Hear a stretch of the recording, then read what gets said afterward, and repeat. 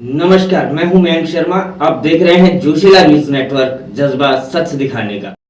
Bhiwadi SP Anil Kumar Beniwal की मेहनत लाई रंग। ब्लाइंड मर्डर के आरोपी को 48 घंटे में किया गिरफ्तार। आपको बता दें, जिला स्पेशल टीम भिवाड़ी व पुलिस थाना नीमराना ने ब्लाइंड मर्डर का खुलासा करते हुए पूर्व सरपंच दिनेश कुमार यादव की हत्या की साजिश रचने वाला मुख्य सरगना सत्यप्रकाश उर्फ सत्या उर्फ चनिया को 48 घंटे के अंदर गिरफ्तार कर लिया है। भिवाड़ी एसपी अनिल कुमार बेनीवाल ने बताया कि 31 मई को सुबह करीब 8:30 बजे पूर्व सरपंच दिनेश कुमार यादव ट्रैक्टर से अपने खेत में जुताई कर रहा था। उस समय दो लोगों ने दिनेश यादव पर ताबड़तोड़ गोलियां चलाकर मौके से बाइक से नागौर की तरफ भागे। बदहवास हालत में दिनेश को बहरोड के निजी अस्पताल लेकर आए, जहां चिकित्सकों ने उसे मृत घोषित कर दिया था। मृतक दिनेश के बड़े भाई रूपेश कुमार ने नीमराना थाने में 4-5 नामजद लोगों के खिलाफ आपराधिक षड्यंत्र रचकर घात लगाकर हत्या करने का मामला दर्ज करवाया था। इस पर जिला स्पेशल टीम भिवाड़ी और नीमराना थाना पुलिस की टीम ने कार्रवाई करते हुए हत्या की साजिश करने वाले मुख्य सरगना सत्यप्रकाश उर्फ सत्या उर्फ चनिया को गिरफ्तार करने में सफलता हासिल की। वहीं दो हत्यारे अभी पुलिस पकड़ से दूर है।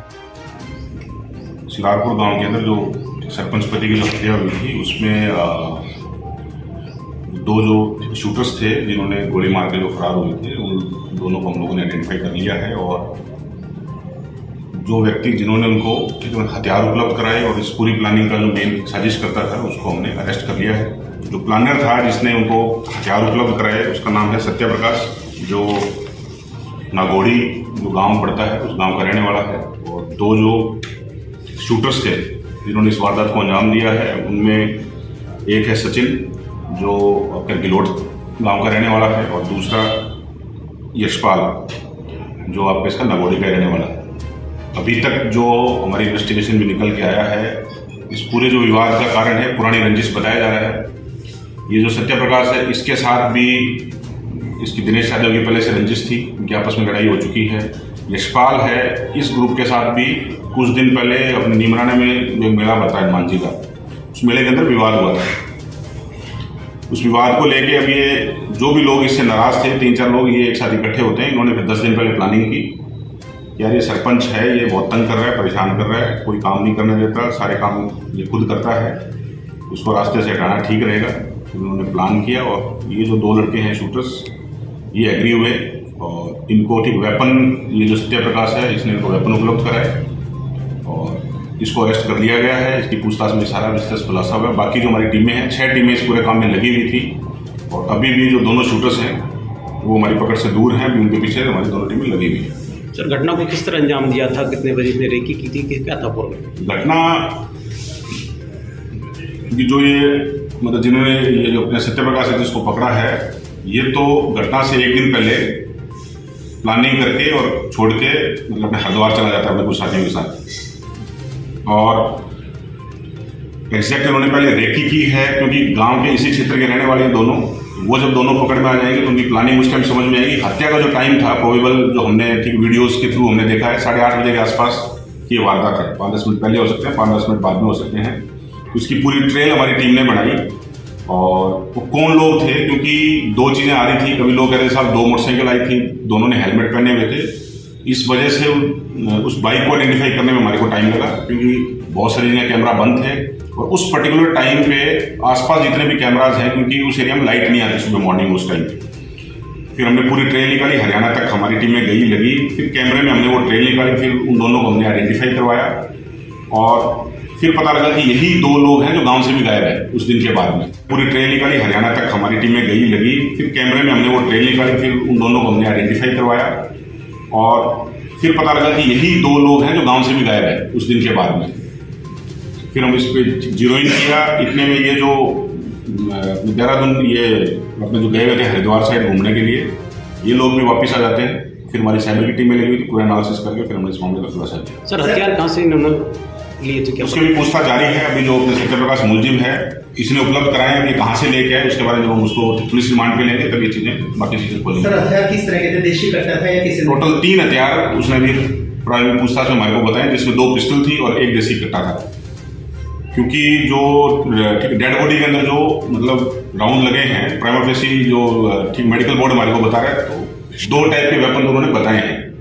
ये बोला कि मैंने 3 हथियार उनको दिए थे, अब उनमें से हो सकता है 2 यूज हुए हों। 2 उसके अंदर पिस्टल थी, एक 7.65 mm, जो राउंड हमारे को ठीक उसकी बॉडी में हमारे को मिला है, और एक देसी कट्टा था। ये 2 वेपन तो चले हैं, ये हमारे को क्लियर है। वेपन उसने 3 दिए थे, तो हो सकता है ये वेपन उन्होंने यूज नहीं किया हो। कितनी गोलियां लगी सर? 4 गोलियां लगी मरतक के। 4 दोनों ही शूटर ने फायरिंग ये अभी तक वो दोनों एक बार आता जाए, उसके बाद क्लेरिफाई हो जाएगा कि दोनों ने फायरिंग किया या फिर किसी एक ने फायरिंग की। सर मृतक सरपंच किस तरह के धंधे करता है? अनलीगल काम करते साहब, अवैध मिट्टी का खनन था, किस तरह का? इनका यही कहना है कि साहब गांव में जितने भी काम हैं कि मतलब गौशाला की जमीन पे उसने वो कर रखा था, मतलब उसने जेसीबी लेकर मिट्टी का काम कर रहा था, इस तरह के एलिगेशन ये लगा रहे हैं। और मारना पीटना धमकाना, ठीक है, दबंगई टाइप के काम वो सरपंच करता रहता था, इसलिए हम सारे लोग प्रताड़ित थे और हमने ये प्लान किया।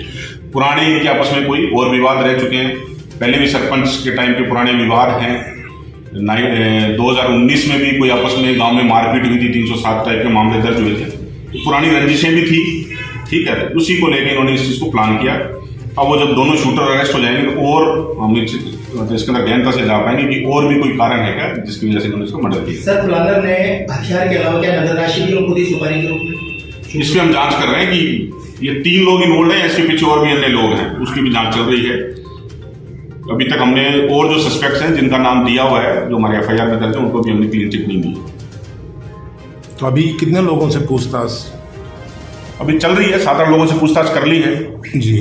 उनमें से कुछ सस्पेक्ट हैं, कुछ लोग जिनके FIR में नाम है, उस पर हमारा काम चल रहा है। तो सरपंच के खिलाफ अवैध खनन के मामले भी दर्ज हैं। अभी अवैध 3 खनन दिन का मामला तो दर्ज, 3 दिन पहले उसका ट्रैक्टर पकड़ा गया था अवैध खनन में, पुलिस ने पकड़ा था। हमने कार्रवाई की है। 3 दिन पहले अवैध खनन के खिलाफ अभियान चला था और उसमें हमने कार्रवाई की है। तो उसमें ये मेरे को चेक करना पड़ेगा, हो सकता है उसका ट्रैक्टर पकड़ा गया हो। नहीं, उसका बिल्कुल न्यू ट्रैक्टर ऐसा खनन में पुलिस ने पकड़ा था। हमने कार्रवाई की है। 3 दिन पहले अवैध खनन के खिलाफ अभियान चला था और उसमें हमने कार्रवाई की है। तो उसमें ये मेरे को चेक करना पड़ेगा, हो सकता है उसका ट्रैक्टर पकड़ा गया हो। नहीं, उसका बिल्कुल न्यू ट्रैक्टर ऐसा गांव वाले बता रहे हैं। बिल्कुल हो सकता है, वो हम लोग उसको वेरीफाई करवा लेंगे। पर जो अक्यूज हमने पकड़ा है, इसका यही कहना है कि साहब हम लोग परेशान थे इससे, हर एक्टिविटी में ये आदमी इन्वॉल्व था, इस वजह से हमने, और पुरानी भी हमारी लड़ाई थी, जो भी लोग नाराज थे वो आपस में एक साथ क्लब होकर उन्होंने इस घटना को अंजाम दिया। सरपंच का पुलिस थाने के कई पुलिसकर्मियों से बहुत नजदीकी रिश्ते थे, जो हर चीज की इंफॉर्मेशन होती थी, हर चीज की बात देखो, ये बताई तो जाती थी। अब आप बता क्या रहे इस हो। पे भी जांच कर रहे हैं आप? इस पे कोई एलिगेशन, कोई कंप्लेन आएगी तो बिल्कुल करेंगे। सर पूर्व सरपंच के खिलाफ जो आप कह रहे हो रंजिश थी, क्या ये रंजिश से पहले उनको मारने की धमकी मिली थी पहले की,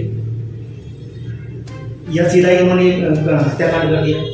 अभी जो दोनों जो शूटर हैं, वो दोनों शूटर आता जाएंगे तो और विस्तृत खुलासा होगा। अभी जो जिसने आम सप्लायर है, उसने जो चीजें हमारे को बताई है, उसमें यही है कि साहब मेरी भी पहले लड़ाई हुई थी।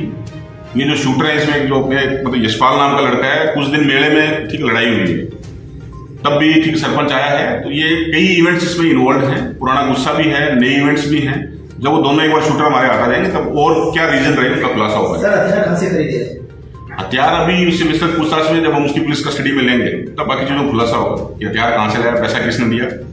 तो अभी और भी लोग इन्वॉल्व हो सकते हैं। अभी हम यही नहीं कह रहे कि 3 ही लोग शामिल हैं, उसके ऊपर जांच चल रही है। गांव में इस तरह की चर्चा है कि शूटर जो मारने से पहले एक बार इसके घर पर भी आए थे दोनों बाइक सवार, किसके? सरपंच के।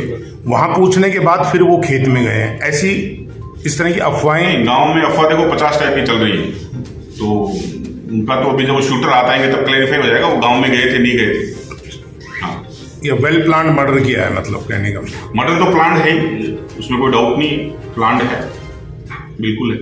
और ये 10 दिन से इनकी चल हाँ, रही इसने जो बताया कि 10 दिन से हमारे दिमाग में ये चीजें चल रही थी और लंबी भी हो सकती हैं। जब तक अभी हम इसको PC रिमांड में लेंगे, पुलिस कस्टडी में लेंगे, उसके बाद पूछताछ होगी और जब वो दोनों शूटर आता जाएंगे तो इसको और चीजें खुलेंगी। गौशाला या और कहीं मारने का प्लान भी था इनके? अभी तक वो चीज क्लियर नहीं। अभी मारने का प्लान था इनका कि इसको मारेंगे और हथियार देके, हमने जिसको पकड़ा है जिनका आम सप्लायर है मेन, जिसने दिमाग लगाया था, वो वहां से चला गया, ठीक है। उसकी लोकेशन उस टाइम में अपने वहां पे हरिद्वार में है वो। तो प्लानिंग से किया है इन्होंने ये। अब कहाँ मारने का प्लान था, कहाँ नहीं, जब वो शूटर आएंगे पकड़ में तब चीज और क्लियर होगी। ठीक है sir, thank you. Thank you sir, thank you.